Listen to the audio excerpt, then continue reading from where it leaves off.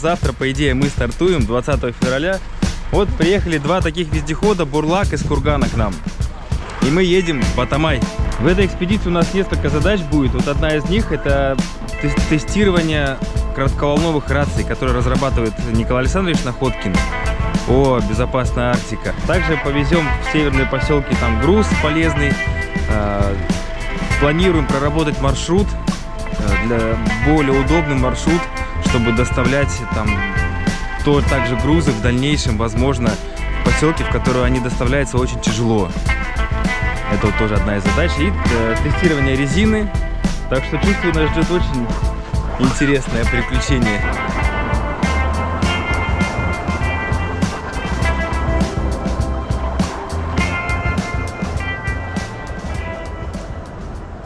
Вещички собраны. Едем. Спасибо другу Джулстану, всегда выручает меня. Сейчас отвезет до МЧС, до части. Потому что тут вещей у меня еще в багажнике лежит. Как всегда, сбор — это самая моя больная тема. Пристегните ремни. Пристегните ремни. И поехали. Приятной поездки. Начинаем наше путешествие.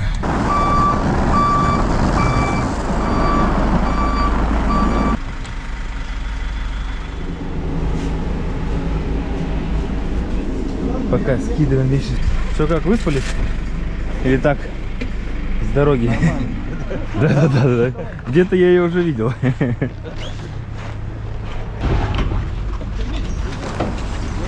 Дорожку тоже, да? Ну что, стартуйте тогда, мы сейчас выедем на трекере.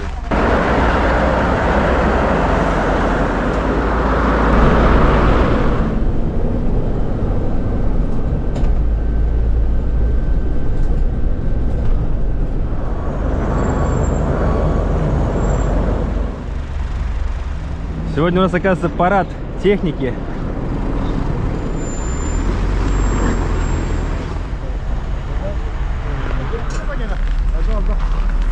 Это что передаете?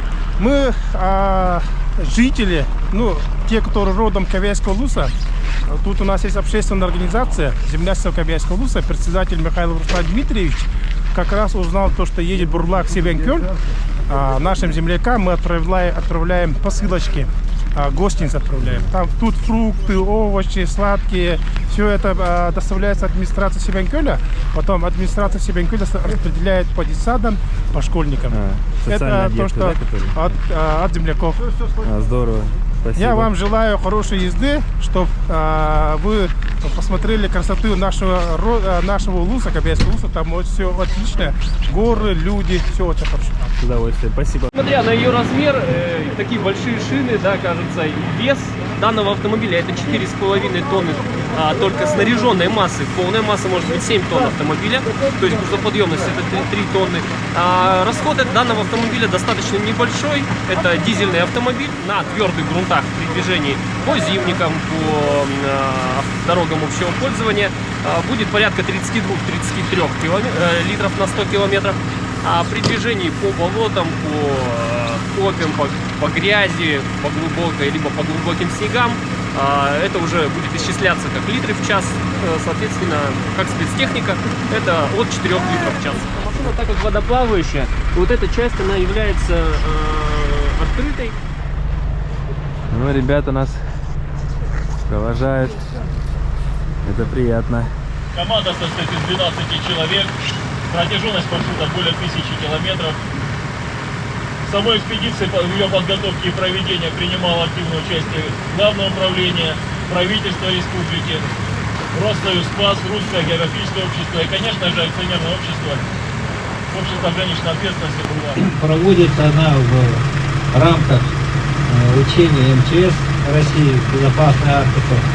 Только так как вопросы Арктики для нас очень важны в нашей республике, то мы решили такие мероприятия проводить в течение всего года. Сегодня учение, Ну все, официальная часть закончена. Двигаемся в путь.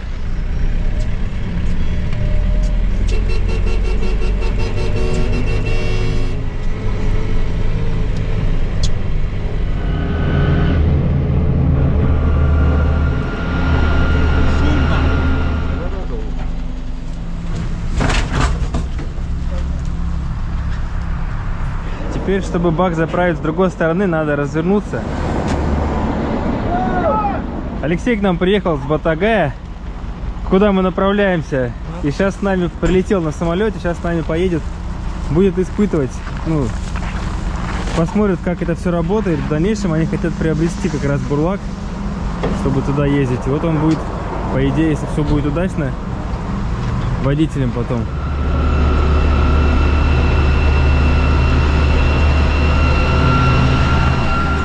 Экспедиция очень интересная. Всех ждем вашего возвращения. Спасатели, особое внимание уделите нашим уважаемым блогерам и корреспондентам, потому что у них всегда есть желание подняться повыше, уйти подальше. Помощь, взаимовыручка. Храните друг друга, помогайте друг другу. Всех вас ждем с нетерпением в установленные сроки возвращения. Всем удачи, здоровья, меньше поломок, а лучше, чтобы их вообще не было. Ну и выход на связь у нас определен каждые сутки в 20 часов. По коротковолновой у вас там свой график. Главное, чтобы вы выходили каждый день. Если вдруг вы 2 дня не выйдете подряд, значит будем уже считать, что у вас что-то случилось. Берегите друг друга, помогайте друг другу. Удачи вам. До встречи. Спасибо. В Якутске. Давайте, счастливо. Давайте, ребят, счастливо. Поменьше вам поломок.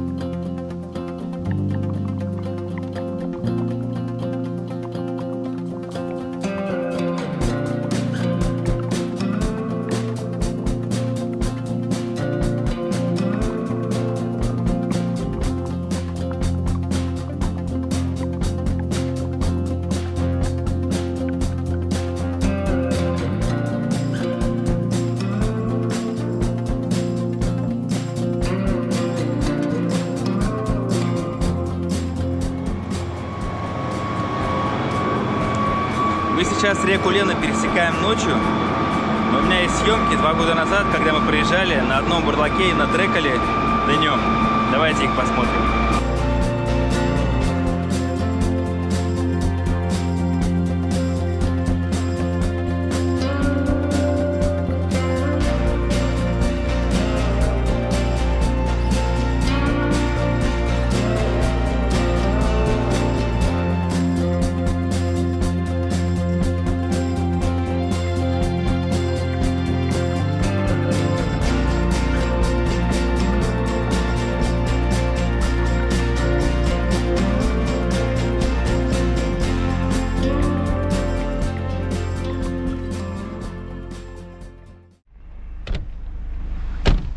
Добрались мы до первого поселка на этой стороне реки, Батамай. Это, как я всегда путаю, Батагай, Батамай. В начале экспедиции я несколько раз записывал и говорил, что мы едем до Батамая. На самом деле Батамай — это вот здесь устье Алдана. По-моему, Алдан впадает река в Лену. И здесь вот находится вот этот поселок, на другой стороне от Якутска. Сейчас у нас просто техническая остановка. Время сейчас 9 вечера примерно. И мы хотим сегодня уже добраться до Сегианкюля ночью. Это нам еще километров 100 примерно ехать, потому что завтра начнутся горы, и мы хотим горы ехать днем, а не вот так вот вечером их встречать. Потому что виды там, конечно, открываются шикарные.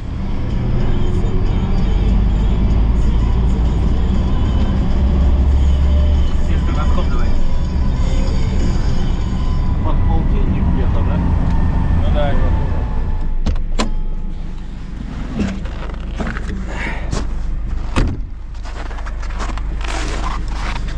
Время 1 час, проехали Сегианкюль. И все, встаем на ночлег. Мороз, ну 45 минимум примерно. Вот утеплились немножко. Сейчас по-якутски. Так, ты что, куда ложишься? Сейчас здесь еще, ребята, кровать. Сейчас мы сюда посередине вложим. Ага, обниматься будем. Можно. Видите, у нас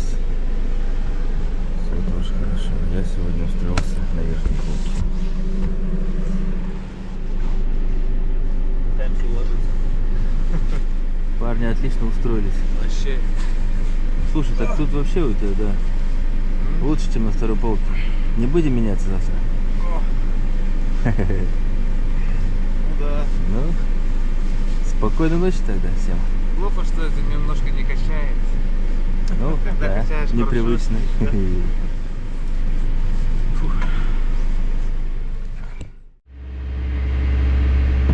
Первое наше утро. Поспали отлично. Все выспались, да? Пришлось ребят будить здесь, потому что у нас в 8 утра первый сеанс связи. Сейчас растягиваем антенну.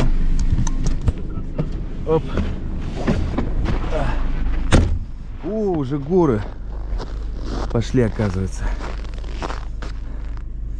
А ночью этого не видно было. Натягиваем антенну.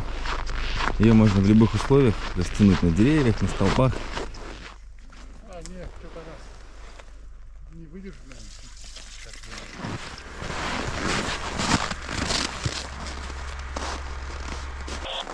Это Роман, 0, щука на игры. Прием. Подбираем правильный угол плеч антенны. Сейчас на 90 градусов сместил Юра.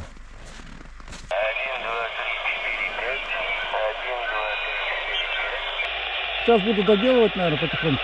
Попробую на следующей остановке. Ну вот 300 километров это уже хорошее расстояние для операции. Ну еще можно антенну понастраивать. За 400 километров. Самое бодрящее утро, вот так вот 15-20 минут выйти поработать на морозе. Я еще даже умыться не успел. Запах такой, я уже забыл. А семерку настраивать надо, тогда подождете, да, маленько? Ну давай настраивай. Хорошо? Заработало. Все. В любых условиях ремонт произвели необходимый. Юра, молодец. Пока доедаем домашнюю пищу. Доедем до другого дома. Да. Соблюдаем все традиции.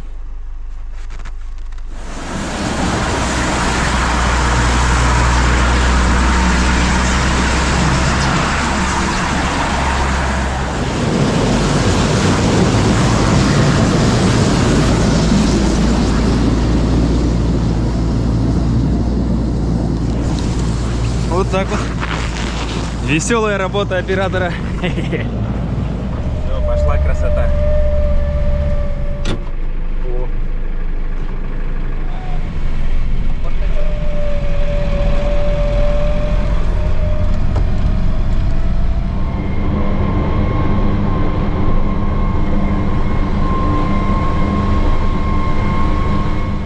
Течет река не замерзшая.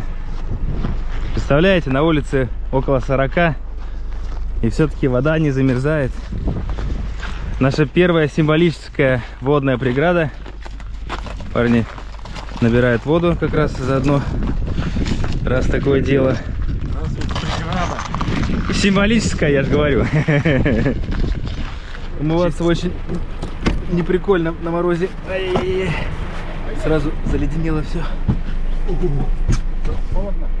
Да я умылся, у меня прям ой-ой-ой, аж свело брови.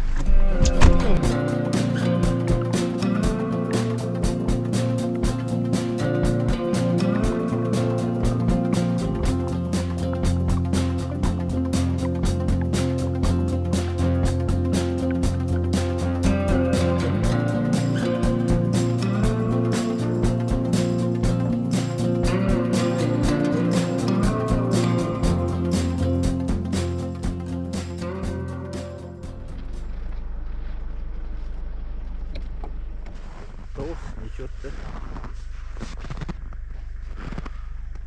Сюда нальем. Ага.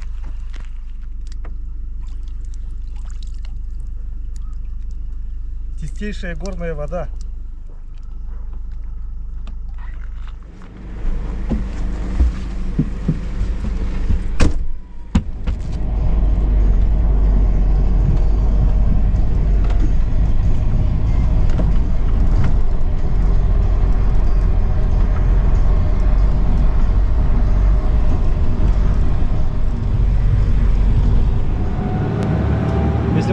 видели, да, ролики на ютубе, там, в тиктоке, в инстаграме, машины вымораживают. Это вот все про Якутию. Вот 90% этих роликов снято в Якутии, вот где-то в этих местах. Обычно на Ленине, может быть где-то здесь. Это какая река? Нёра. Тора? Нёра. Нёра. Вот. Короче, это Якутия. А что тут произошло? Ну, машина сломалась уже пару недель назад. И вчера мы были в последнем кафе дорожном. Там нас перехватили, попросили оттуда почту, газеты, там, которые должны ехать в Себянкюр, забрать. Сейчас мы доставим, да? Да, До конца. свежая почта. Всего двухнедельная. В общем, все с пользой, дорога идет. Кроме канистр там соляк.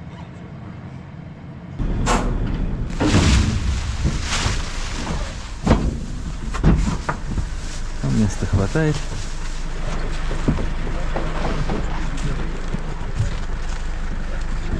Еще лучше стало, прямо на глазах. Вот, на глазах вообще отлично, хорошо.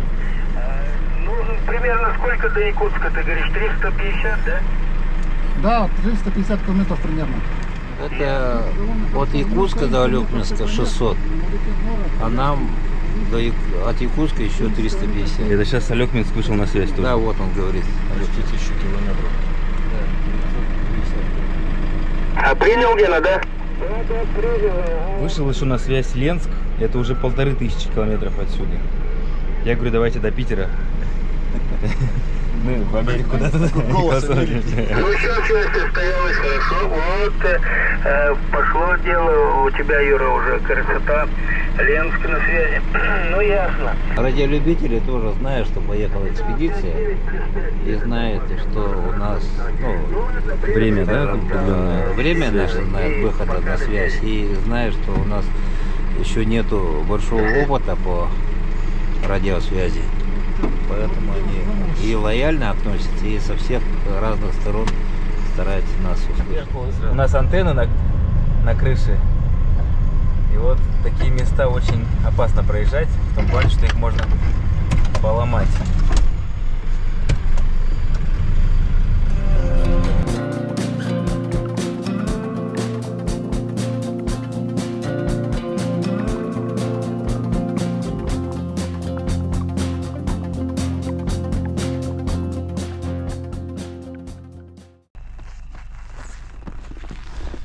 Кобяйский район где-то между Сигинкюль и Себянкюль, 400 километров от Якутска. До поселка Себянкюль 100 километров.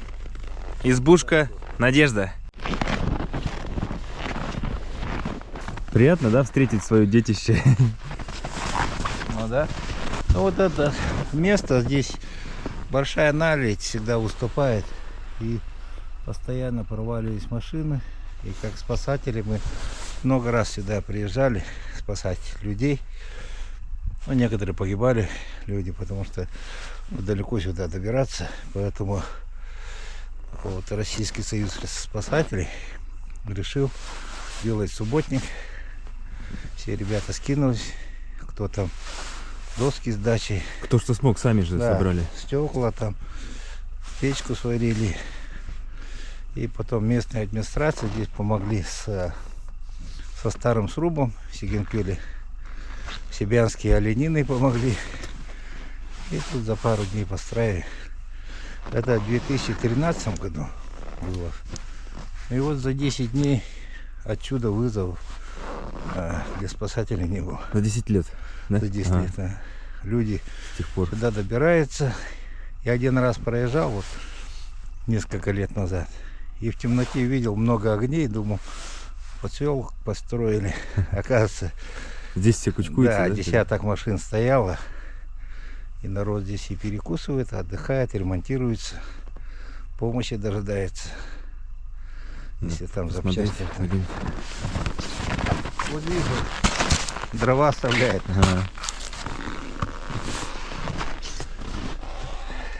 Росы спас, немного выцвело, но стоит. И недавно суток,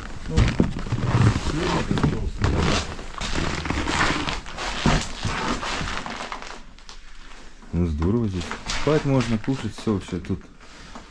Человек 20, наверное, поместится, да, если так скучковаться. Соль, спички. Так что вот такие избушечки, они могут на сложных перевалах, где переметает, где наоборот наледи выступает, они могут помочь людям. И не надо ждать здесь какой-нибудь государственной программы. Просто здесь местные ребята как-то скучковались, объединились. И вот такой домик-то построить недолго. Пару дней спасет жизни людей. Я что-то дома понатыкал, оказывается, и на Бенеты. На Бенеты, да. Ну так хорошо же. И здесь хотим еще связь аварийную поставить. Наша первая готовка дороги. Наш афганский казан экспедиционный снова с нами.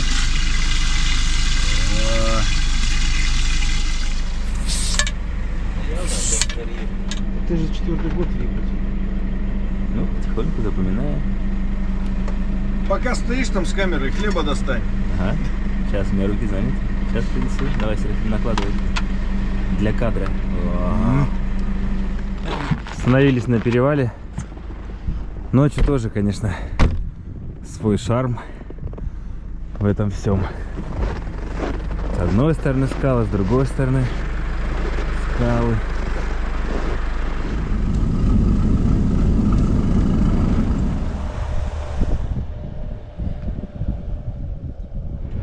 Въезжаем в поселок Сибинкюль.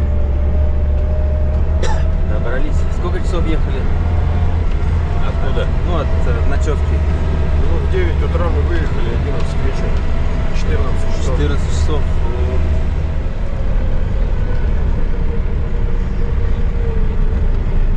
Сибинкюль — это эвенский поселок, поэтому здесь вот на 3 языках. Воздух пересушенный, правда. Вы это, на катамаране тоже ездили, да? Да, снимал тоже все. Фильм сейчас делаю. Надо будет потом по поселкам отправить, может быть, как-нибудь на флешках. Здравствуйте, здравствуйте. 3-е стадо, да? 3-е и 9-е. И 9-е. Дальше там 3-е стадо. Много всего привезли в Сибинкюль. Сейчас разгружаем. Свежие яйца. Покажем Сибикович.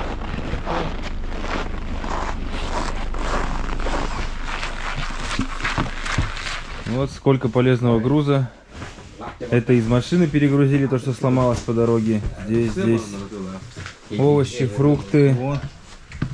Сколько всего-то мы доставили. А так и даже не думали, что столько везем.